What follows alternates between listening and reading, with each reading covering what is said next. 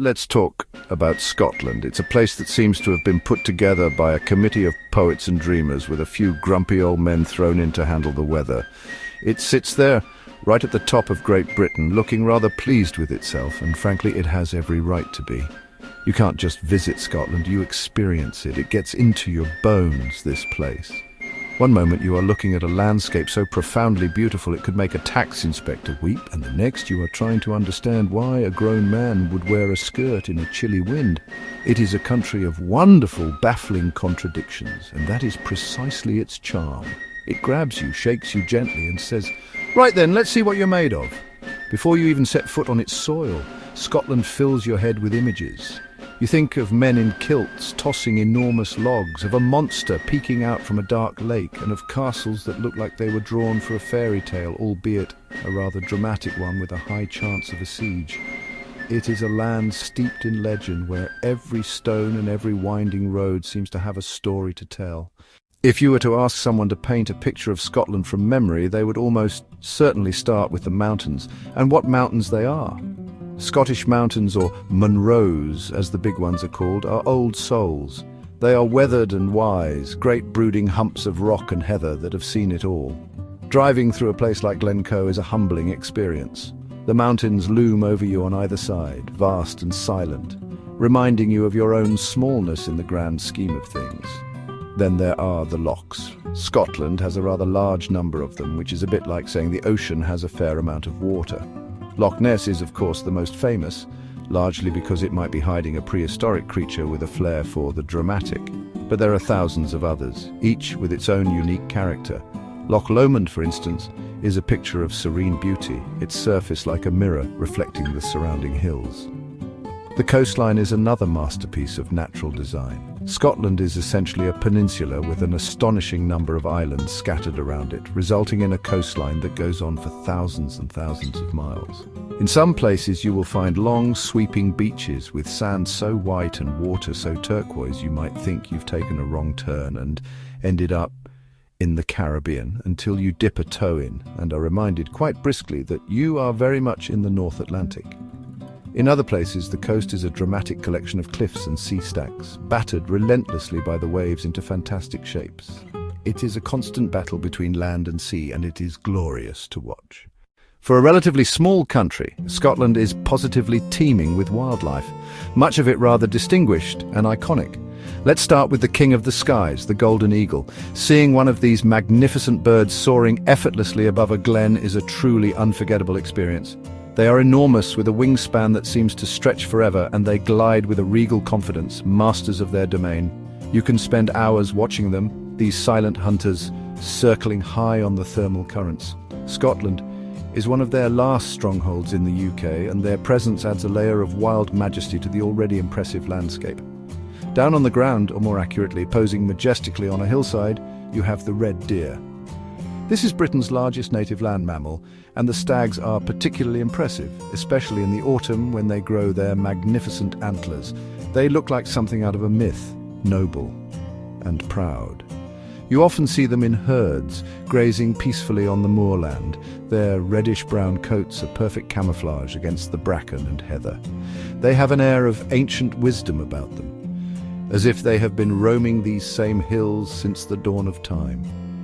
Coming across a herd of red deer in the misty morning light is a moment of pure, unadulterated Scottish magic. Then we must venture to the coast and the islands, where you will find some of the most charming creatures imaginable. I'm talking, of course, about puffins, with their brightly coloured parrot-like beaks and slightly befuddled expressions. They're impossibly endearing. They nest in cliff-top burrows in huge colonies, and watching them waddle around, take flight or return with beaks full of tiny fish is a delightful spectacle. They are the clowns of the seabird world. And out in the water, you have seals, both grey and common, often found hauled out on rocks, looking like lazy, overstuffed sausages basking in the sun. Their curious, dog-like faces will often pop up out of the water to have a good look at you as you pass by in a boat. Scotland's two largest cities, Edinburgh and Glasgow, are a fascinating study in contrasts. They are only about an hour apart by train, but they might as well be in different countries, each with its own distinct personality and rhythm. Edinburgh, the capital, is the handsome, well-dressed older brother. It is a city of undeniable beauty and history, a place that looks exactly how you imagine a historic European capital should look. The city is dominated by its castle, perched dramatically on an extinct volcano, looking down over the whole affair with a stern parental gaze. It is a city of grand stone buildings, narrow, winding alleyways called closes, and a general air of intellectual seriousness. Exploring Edinburgh is like walking through a history book. The old town, with its medieval layout and towering tenements, is a maze of cobbled streets and hidden courtyards. The Royal Mile runs from the castle down to the Palace of Holyrood House, the Queen's official residence in Scotland. Every building along this stretch seems to have a story, a plaque, or a ghost. Then you have the New Town, which isn't very new at all, being from the 18th century. It is a masterpiece of Georgian urban planning, with elegant wide streets and beautiful squares. In August it hosts the world's largest arts festival, and the city absolutely bursts at the seams with performers and tourists. Glasgow, on the other hand, is the energetic, creative and slightly rebellious younger sibling. It doesn't have Edinburgh's immediate postcard-perfect good looks, but it has a charm and a warmth that is all its own. Glasgow was the industrial heart of Scotland, a powerhouse of shipbuilding and trade during the Victorian era. While that industry has faded, it has left behind a legacy of stunning Victorian architecture and a population with a can-do attitude and a fantastic sense of humour. The people known as Glaswegians are famously friendly and welcoming. Ask anyone for directions in Glasgow and you're likely to get not just directions but their life story as well. Glasgow is a city with a big heart, a gritty past and a very bright future. You cannot go very far in Scotland without stumbling upon a castle. Honestly, they are everywhere in various states of repair, from magnificent, fully furnished fortresses to romantic, crumbling ruins on a lonely cliff top. These stone structures are the most visible reminders of Scotland's long and often bloody history. They were not built to be pretty, they were built for defence, to protect powerful clans and kings from their enemies, which it seems they had in abundance. Each castle has 1,000 stories to tell. Tales of battles, sieges, royal intrigue and betrayal. They are the stone and mortar archives of the nation's past, standing as silent witnesses to the passage of centuries. Edinburgh Castle is arguably the most famous. It dominates the city's skyline from its perch on Castle Rock and has been at the centre of Scottish history for over 1,000 years. It has been a royal residence, a military fortress and a prison. To walk through its gates is to step back in time. You can see the Scottish crown jewels, the ancient stone of destiny upon which Scottish kings were crowned, and Mons Meg, a gigantic medieval cannon that looks like it could fire a small car. The views from its battlements are, of course, absolutely spectacular. It is more than just a tourist attraction. It is the symbolic heart of the nation. Further north you find castles that seem to have been plucked straight from a fantasy novel. Donan Castle is one of the most photographed landmarks in Scotland for a very good reason. It sits on a small island where 3 great sea lochs meet, connected to the mainland by a stone bridge. It is the very picture of Highland romance.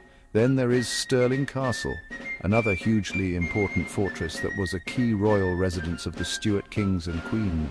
But it is often the ruins that are the most atmospheric. These ruined castles, open to the elements, fire the imagination. You can wander through their roofless great halls and empty chambers, picturing the lives that were lived within their walls. Scottish culture is a rich and hearty stew, made from ingredients that are instantly recognizable the world over. Let's start with the most obvious one, the kilt. It is far more than just a piece of clothing. It is a powerful symbol of national identity and clan heritage. Each tartan, with its unique pattern of intersecting stripes, traditionally represents a specific family or clan. Seeing a man in full Highland dress with the kilt, sporran, the pouch worn at the front and jacket is a truly impressive sight. It speaks of pride, tradition and a history that has been fiercely preserved. And yes, it is perfectly acceptable to ask what is worn underneath, but you should be prepared for a witty and possibly evasive answer. Then there is the music. The sound most associated with Scotland is, of course, the bagpipes. For some it is a noise that sounds like a cat being squeezed, but for many it is the most emotive and stirring sound on earth. The skirl of the pipes can express great joy at a wedding or profound sorrow at a funeral. It is the soundtrack to Scottish life. But Scottish music is much more than just bagpipes. There is a vibrant folk tradition with fiddles, accordions and guitars. This music comes alive at a killit, pronounced Ceilidhs, which is a traditional social gathering with music and dancing. You don't need to know the steps. A friendly local will always be happy to grab you and whirl you around the dance floor until you are dizzy and breathless. Of course, we must discuss the food. Scottish cuisine has a reputation for being, shall we say, robust. At the centre of it all is the haggis, Scotland's national dish. It is a savoury pudding containing sheep's heart, liver and lungs, minced with onion, oatmeal, suet and spices, traditionally encased in the animal's stomach. I know, the description doesn't sound appealing, but it is surprisingly delicious with a nutty, peppery flavour. Beyond haggis, Scotland offers wonderful natural produce, including world-class salmon, beef and seafood like langoustines and scallops. All of this comes together in Scotland's many festivals. The Scots love a good celebration. Hogmanay, their New Year's celebration, is legendary, a massive party that takes over the streets of cities like Edinburgh. Burns Night on January 25th celebrates the life and poetry of the national poet Robert Burns with a supper of haggis, whiskey and poetry recitals. For a small nation tucked away on the edge of Europe, Scotland has punched well above its weight when it comes to changing the world. It seems that all that time spent indoors avoiding the rain has been put to very good use. The Scots have a long and distinguished history of thinking, tinkering and inventing things that have had a profound impact on all our lives. It is a legacy of intellectual curiosity and practical problem-solving that is truly remarkable. You might be surprised to learn just how many everyday things we owe to a clever person from Scotland. This is a nation that has consistently produced brilliant minds. Let's start with a few big ones. Have you ever answered a telephone? You can thank Alexander Graham Bell, who was born in Edinburgh. He patented the first practical telephone. And it is fair to say that this invention rather changed the way humanity communicates. How about watching television? The credit for inventing the first working television system goes to John Logie Baird from Helensburgh. His early mechanical contraption of spinning discs and light beams was the grandfather of the sleek screens we stare at today. And if you have ever been grateful for antibiotics, you should raise a glass to Sir Alexander Fleming, the Ayrshire-born scientist who discovered penicillin, a breakthrough that has saved countless millions of lives. The list just keeps on going. James Watt from Greenock didn't invent the steam engine, but he made crucial improvements that made it vastly more efficient, effectively powering the Industrial Revolution across the globe.